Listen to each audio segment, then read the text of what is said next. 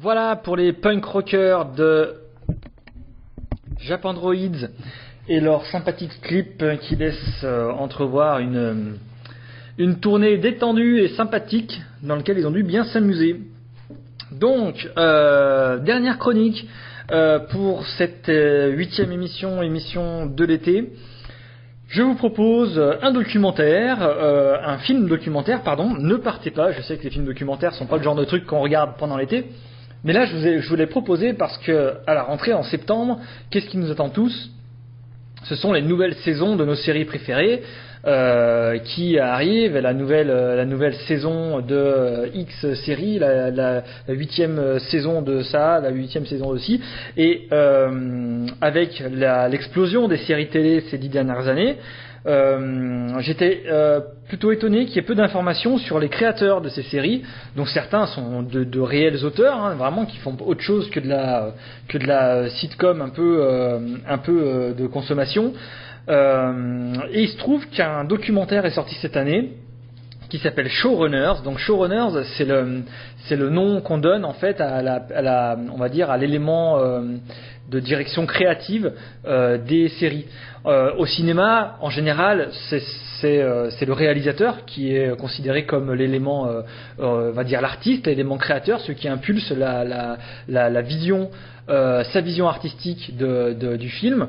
Il se peut que ça soit pas toujours le cas. Des fois, le producteur prend en main les choses. Parfois, c'est un acteur qui prend le dessus. Mais de manière générale, c'est quand même les réalisateurs qui imposent leur vision de leur film.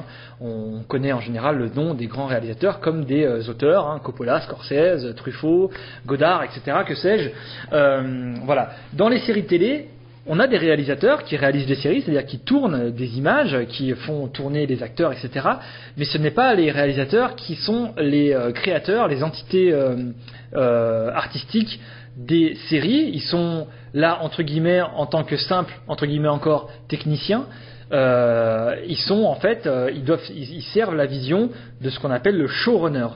Donc le showrunner, c'est la personne, en général, c'est un scénariste qui arrive avec une idée, une vision artistique et qui va chapeauter l'ensemble de la production d'une saison de série télé.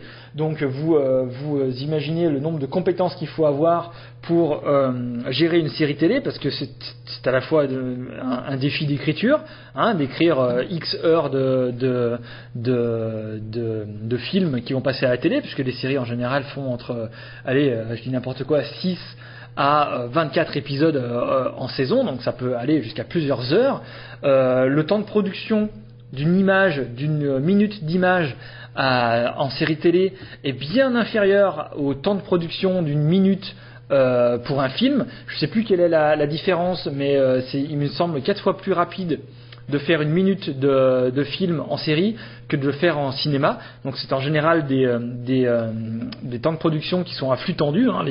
Le producteur doit gérer une équipe de scénaristes, parce que si lui-même est scénariste et impulse des idées, il est là surtout pour gérer des équipes de scénaristes qui vont écrire sous sa direction les épisodes des séries, pour gérer aussi la vision artistique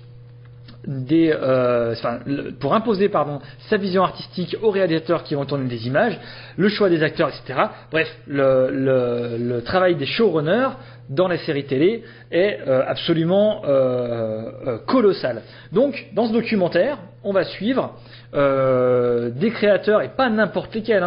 On a les créateurs des séries Lost, Alias, Fringe, Buffy, donc que vous connaissez probablement, parce qu'on a J.J. Abrams qui a créé la série Lost.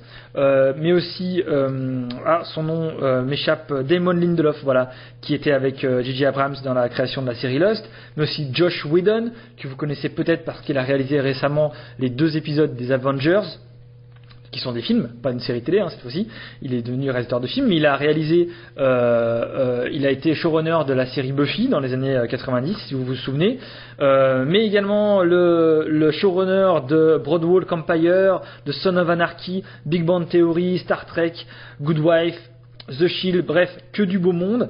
On plonge littéralement dans le quotidien de ces showrunners et on découvre comment sont créées des séries.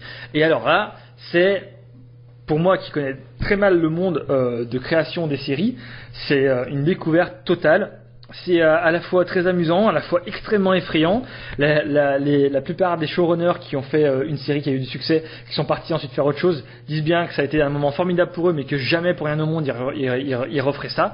C'est apparemment absolument prenant et très ça dévore très chronophage comme métier.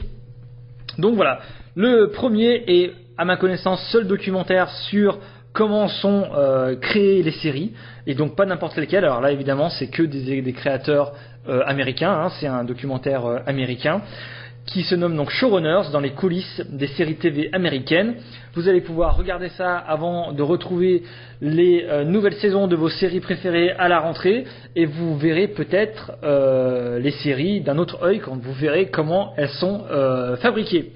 Voilà pour cette dernière émission de la saison, cette 8e pour le podcast de la médiathèque.